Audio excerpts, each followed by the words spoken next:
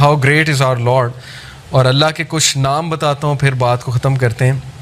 अल्लाह के 99 नेम्स में से कुछ नाम मैंने सेलेक्ट किए हैं जो बहुत रेलेवेंट होंगे, क्योंकि हर इंसान चाहता है कि उसके प्रॉब्लम सॉल्व हो, हर इंसान चाहता है कि उसकी ज़िंदगी में बहार आए, उसकी ज़िंदगी में खुशियाँ आएँ। तो अल्लाह का एक नाम है Al Jabbar. It means the compeller, the restorer, किसी चीज़ को रिस्टोर करने वाला और कंपेल करने वाला। अल्लाह कंपेल करता है, अल्लाह को कोई कंपेल नहीं कर सकता किसी चीज़ पे, लेकिन अल्लाह मुसल्लत कर सकता है चीज़ें। क्रिएटर है, गॉड है।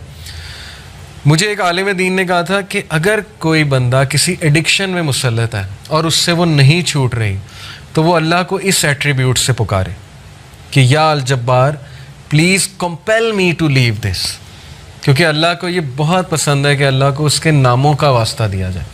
ये वसीला लेना चाहिए। नबी सल्लल्लाहु अलैहि वसल्लम अल्लाह के नामों का वसीला लेते हैं, और अल्लाह के जो नाम है उसका एक ख़ास मकसद है। अल जब्बार है द कंपेलर। मिसाल के तौर पे एक बंदे से फजर पे नहीं उठा जाता, उसने बड़ी कोशिश की है, वो ये दुआ करे कि ओ Al Jabbar compel me to wake up for Fajr. या अल्लाह ए अल जब्बार मुझे कंपेल करें कि मैं फजर पे उठूँ, मुझे कंपेल करें मैं नमाज़ें शुरू कर दूँ। फिर आप देखें अल्लाह ताला किस तरह आपको रिप्लाई करता, क्योंकि अल्लाह को बहुत पसंद है। जितना जिसके पास अल्लाह का नॉलेज होगा और उस नॉलेज की बेसिस पे अल्लाह को पुकारेगा, ये इतना ज़्यादा अल्लाह सुब्हानहू व तआला जो है उस बंदे की कदर करेगा। क्यों?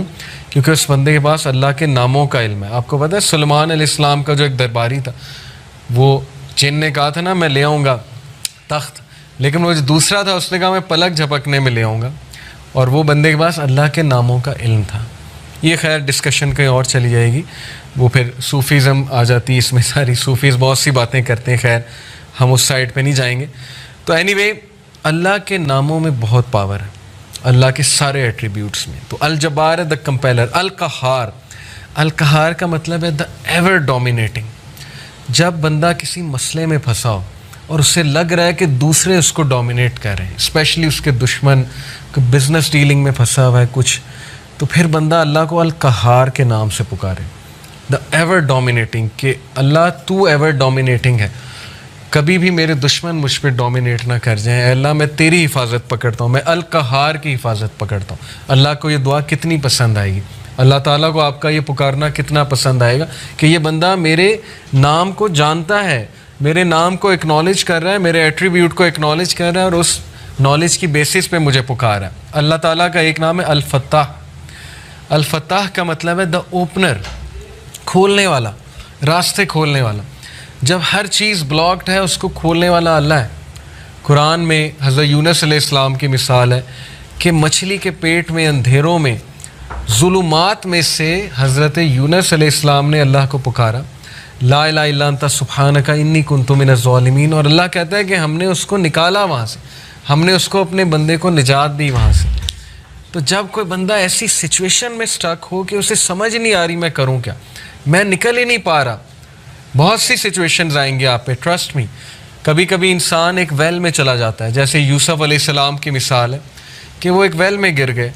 अब उनके पास क्या सलूशन था? बाहर निकले तो बाहर भाई वेट कर रहे हैं, भेड़िए हैं वो खा जाएंगे, अंदर वेट करें तो भूख प्यास से मर जाएंगे। तो कभी कभी इंसान पे ये सिचुएशन आती है, उसे समझ नहीं आता मैं करूं क्या, मेरे हाथ से चीज़ें निकल रही हैं। That is where Al Fattah's role come. Allah सुब्हानहू व तआला का जो ये एट्रीब्यूट है अल फत्ताह, अल्लाह मेरे बंद रास्तों को खोल दें, और अल फत्ताह से पुकारें अल्लाह ताला को। ये बहुत पावरफुल नाम है। और फिर अल्लाह का एक नाम है अल वकील। अल वकील का मतलब होता है द डिस्पोज़र ऑफ अफेयर्स, मामलात का डिस्पोज़र। हर चीज़ अल्लाह की कोर्ट में जाके इजाज़त लेती है, फिर एक मामला होता है। एक पत्ता भी नहीं कायनात में गिरता, लेकिन उसका नॉलेज अल्लाह को है, और वो अल्लाह की इजाज़त से होता है। कोई भी चीज़ इधर से उधर नहीं हो सकती जब तक अल्लाह डिस्पोज ऑफ ना करे उसे। हर मैटर अल्लाह की कोर्ट में जाता है।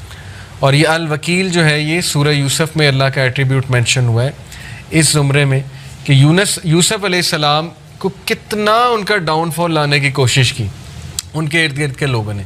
उस खातून का पूरा वाक़या बदनाम करने की कोशिश की, जेल में चले गए, जेल में बंद करवा दिया। एट द एंड सक्सेसफुल वही हुए, क्योंकि डिस्पोजर ऑफ अफेयर्स के साथ उनका ताल्लुक था।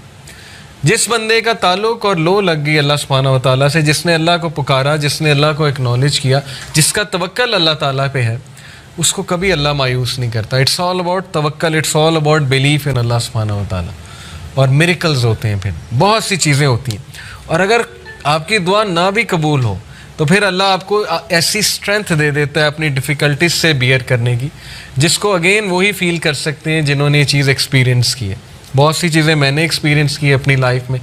जो मांगा हमेशा मिला, कभी नहीं मिला, नहीं मिला उस पर सब्र है। जो बेसब्रे हैं, जो कंप्लेन शुरू कर देते हैं, उन्हें ना नज़र आता है कि ये चीज़ मुझे क्यों नहीं मिली।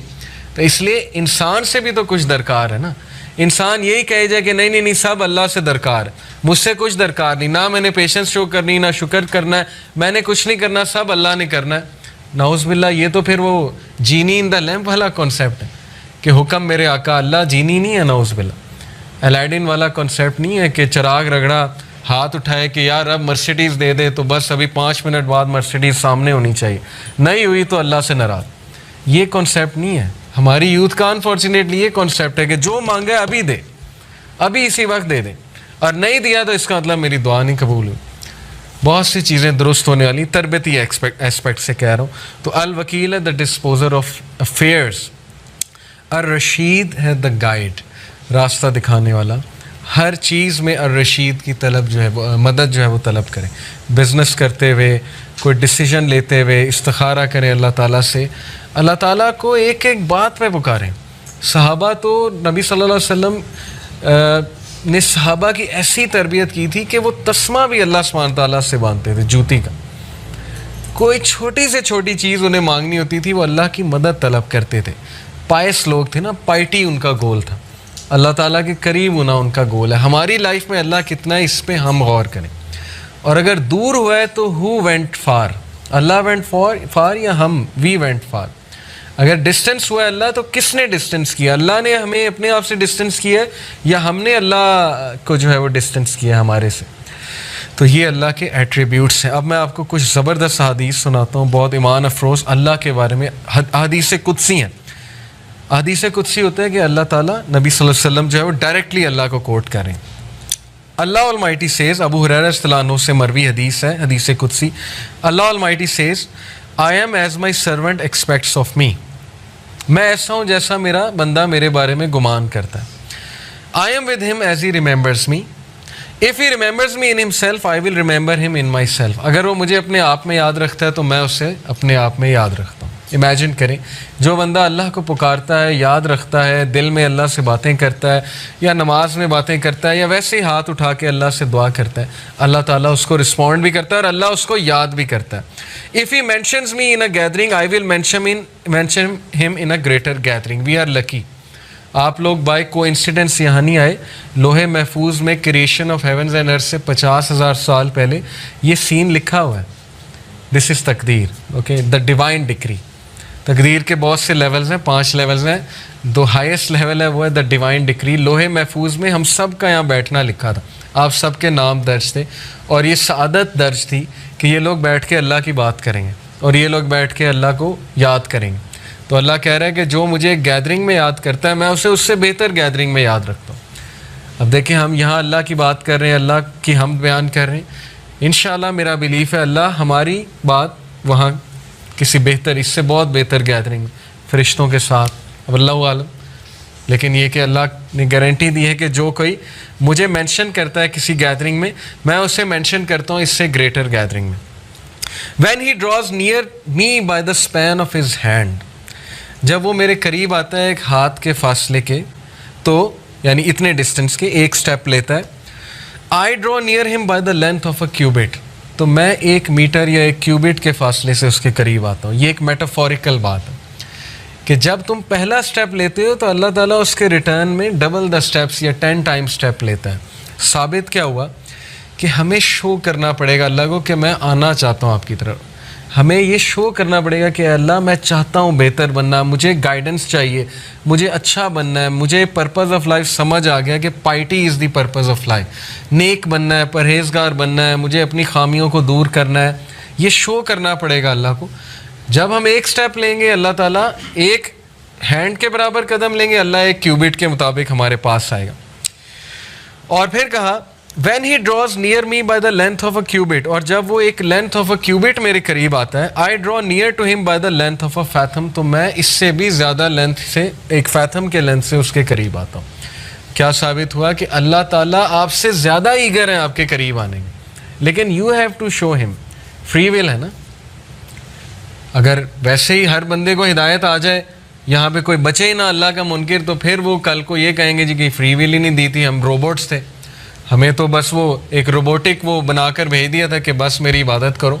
तो कितनी खूबसूरत बात है कि तुम शो करो और फिर देखो मेरे आगे से क्या रिस्पॉन्स आता है। अपनी फ्री विल से आओ और फिर देखो मैं आगे से कैसे रिस्पॉन्स करता हूँ। When he comes to me walking I come to him running, जब वो मेरी तरफ पैदल चल के आता है मैं उसकी तरफ भाग के जाता हूँ।